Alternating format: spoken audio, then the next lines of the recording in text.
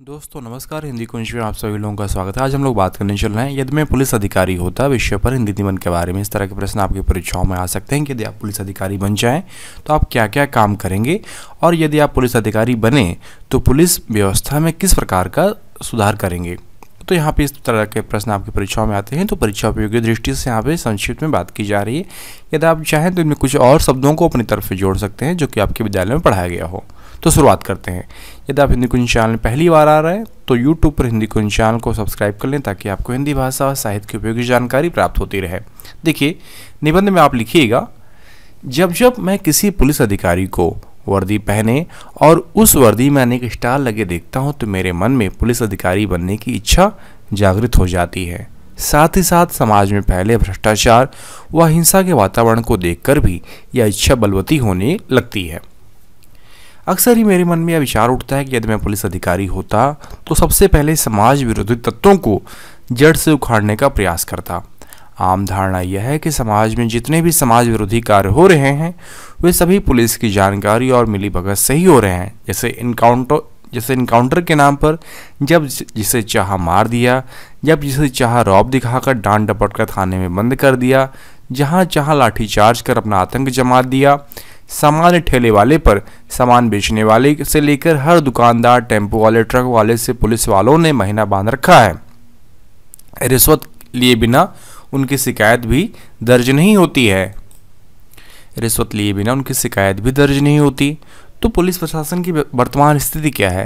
तो इस प्रकार जिनके कंधों पर देश की रक्षा का व साधारण नागरिकों के देखभाल का भार है, वही उनके रक्षक होने की जगह भक्षक का रूप धारण किए हुए हैं। यद्यपि सभी ऐसा नहीं करते, लेकिन केवल कुछ भ्रष्ट अधिकारियों के कारण सभी के विषय में गलत धारणा बन गई है। यदि मैं पुलिस अधिकारी बन जाऊंगा तो सबसे पहले ऐसे पुलिस कर्मियों को ढूंढकर उन्हें समझाने व सुधारने का कार्य करूंगा। अगर वे नहीं मानते तो उनका तबादला ऐसी जगह करूंगा जहां वह ऐसे भ्रष्टाचारी कार्य पर भ्रष्टाचार कर ही न पाएं। मैं अपने कर्मचारियों को कर्तव्यनिष्ठा, ईमानदारी, परिश्रम और संयम का पाठ पढ़ाता। स्वयं भी इसी प्रकार के जीवन मूल्यों को ध्यान में रखता ताकि मेरे साथी मुझे एक आदर्श उदाहरण मानकर अपना काम ईमानदारी से कर सकें। उन्हें मानवता की सेवा करने की प्रेरणा देता। इनमें बाधा डालने वालों के खिलाफ अनुशासनात्मक कार्रवाई करता और सजा दिलवाता।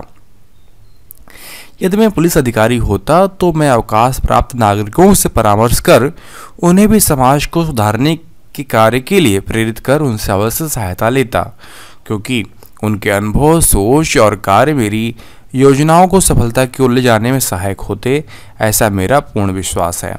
मैं इनके साथ साथ अन्य नागरिकों के सहयोग से कुछ समितियां बनवाता जिनसे समाज में कुव्यवस्था फैलाने वाले लोगों के ऊपर निगरानी रखने के लिए कहता। इस काम में मैं युवा शक्ति का सहयोग अवश्य लेता, क्योंकि युवा शक्ति में जोश, ओज और उत्साह अधिक होता है।